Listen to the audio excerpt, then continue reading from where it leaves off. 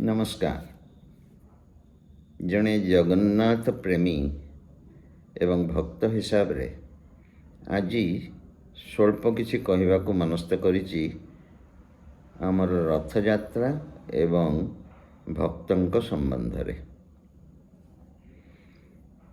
रथ यात्रार महात्म्य होची जहाँ आमे समस्ते जाने जे ई यात्रा रे महाप्रभुंकर कौन सी चलती प्रतिमा आसती नहीं।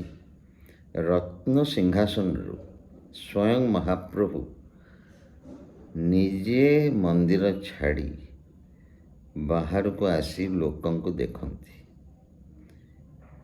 एवं जो माने तांको मंदिर भितर देखिबार सुजोग पाउना बा सुजोग वंचित होइचंती तांको दर्शन दबा लगी। ई दर्शन रे उद्बुद्ध हुई रथ यात्रा बहु वर्ष धरी चली आसी। सेतेबेले भक्तों समागम पुरी रे एते हो नथिला। वर्तमान भक्तों संख्या बहुत बढ़ी जाइछि। साधारण दिन मानकर मध्य भक्त मानकर दर्शन पाई व्याकुलता आम माने समस्ते देखुचे। खरा वर्षारे धाड़ी बांधी भक्त माने अपेक्षा करुचंती केमिति ठाकुरंग दर्शन टे पाइबा पाई। मंदिर भितर पशिले जो अव्यवस्था जे केतेबेले जे कौन अघटन न घटिबो से विषय किए ठीक भाव में कहि परिबानी। अभावनीय परिस्थितिर सृष्टि होउछि समस्ते आमे जानुचे। तेणु से परिप्रेक्षी रे जदि रथ यात्रार महात्म्य आमे अनुशीलन करिबा ताहले रथ यात्रार उद्देश्य आमे एते बहुल भाव आयोजन करी सेई ऑब्जेक्टिव को आमे रक्षा करि पारिछे कि से उद्देश्य आमर साधित हो पारुछे कि। जदि प्रभु दर्शन दबा लगी व्याकुल हो बाहर को आसिचंती जो माने अवहेलित बा जो माने मंदिर भीतर को जाऊ नाहांती तेबे समाजर सेई गोष्ठीर जो माने सबु बेले प्रिविलेज्ड जो माने बारंबार प्रभुंकर दर्शन करि पारुचंती सेमानंकर आतुरता पुणी थरे रथारूढ़ ठाकुर को देखापी तांकर व्याकुलता सबुठु बेसी। ये कौन रथ यात्रा दर्शनर परिपंथी नुहे। मोटे राशनालिस्ट हिसाब रे बड़ विनम्रतार सहित ये प्रश्न आज उत्थापन करुछि। को माने प्रभावशाली व्यक्ति जो माने सबु बेले आदब कायदा भितर मंदिर को जाई पारुचंती तांको दर्शन रे कौन सी बारण होनी।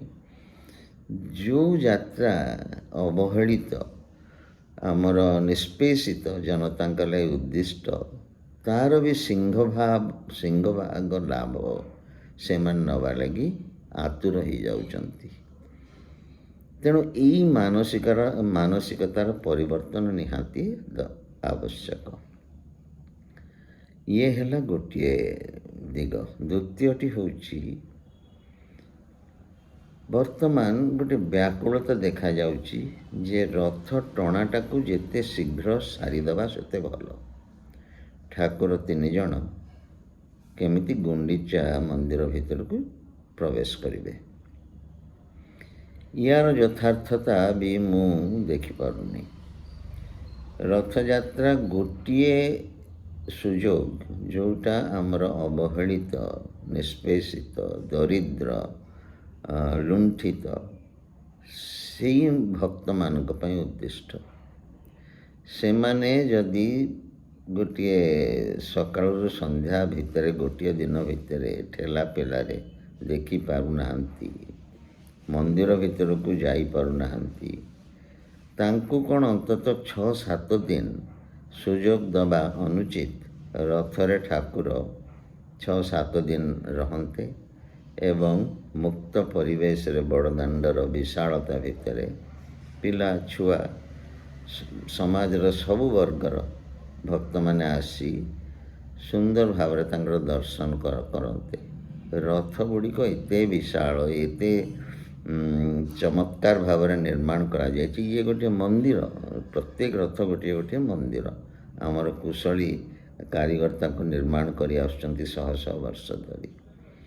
ସେଠି ଠାକୁର ସୁଶୋଭିତ ରହନ୍ତୁ, ସୁରକ୍ଷିତ ରହିବେ ଏବଂ ତାଙ୍କୁ ସେଇଠି ଦର୍ଶନ କରିବେ ସେଇ ଅବହେଳିତ ଜନତା, ସେଇ ଅବହେଳିତ ଭକ୍ତ। ତେଣୁ ମୋର ବିଚାରରେ ରଥଯାତ୍ରାର ରଥ ଟଣାଟାକୁ ଶୀଘ୍ର ସମାପନ କରିବାର କୌଣସି ଯଥାର୍ଥତା ନାହିଁ। ଏଇ ଦୁଇଟି ପ୍ରସଙ୍ଗ ପ୍ରତି ଆଜି ଆପଣମାନଙ୍କ ଦୃଷ୍ଟି ଆକର୍ଷଣ କରିବା ଉଚିତ ମନେ କଲି।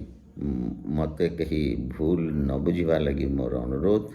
କେବଳ ଜଣେ ଜଗନ୍ନାଥଙ୍କ ଭକ୍ତ ହିସାବରେ ଏବଂ ଜନସାଧାରଣଙ୍କର କମନ୍ ମ୍ୟାନ୍ର ହିତକୁ ଦୃଷ୍ଟିରେ ରଖି ମୁଁ ଏ ମତ ବ୍ୟକ୍ତ କରିଛି। ତାକୁ ସେଇ ହିସାବରେ ଗ୍ରହଣ କରିବେ ଏବଂ ଏହି ସମ୍ପର୍କରେ ଗୋଟିଏ ନିରପେକ୍ଷ ସାମାଜିକ ଆଲୋଚନା ହେଉ, ଗୋଟିଏ ନିଷ୍କର୍ଷରେ ଆମେ ପହଞ୍ଚୁ। ରଥଯାତ୍ରା କାହା ପାଇଁ? ଏହାର କ'ଣ କୌଣସି ପରିବର୍ତ୍ତନ ହେବନି ଏବଂ ଆମର ସବୁ ରୀତିନୀତି ଯେଉଁଗୁଡ଼ିକ ଉଲ୍ଲେଖିତ ରହିଛି ସେସବୁ ବର୍ଷ ବର୍ଷ ଧରି ସେ ଚାଲିଛି। ବର୍ତ୍ତମାନ ଲୋକ ସଂଖ୍ୟା ଏତେ ହେଲେଣି, ଆମେ ଠାକୁରଙ୍କୁ ତାଙ୍କ ପାଇଁ ତାଙ୍କର ମନ୍ଦିରକୁ ଉନ୍ମୁକ୍ତ ରଖିବା ନା ନାହିଁ, ନା ଧୀରେ ଧୀରେ ଅଧିକାଂଶ ଭକ୍ତଙ୍କୁ ଦର୍ଶନରୁ ବଞ୍ଚିତ କରିବା? ଇଏ କ'ଣ ଗୋଟିଏ ସାମାଜିକ ନ୍ୟାୟ ହେବ ବା ଉଚିତ ପଦକ୍ଷେପ ହେବ? ଏଇ ପ୍ରସଙ୍ଗ ଗୁଡ଼ିକର ଆଲୋଚନା ହେଉ ଏବଂ ଗୋଟିଏ ମୁକ୍ତ ମନୋଭାବ ଦେଇ ତାକୁ ସବୁ ବିଚାର କରାଯାଉ ଏବଂ ତା'ର ଗୋଟିଏ ସମାଧାନ ମଧ୍ୟ ବାହାର କରାଯାଉ। ଏତିକି କହି ମୋର ବକ୍ତବ୍ୟ ଶେଷ କରୁଛି। ଧନ୍ୟବାଦ।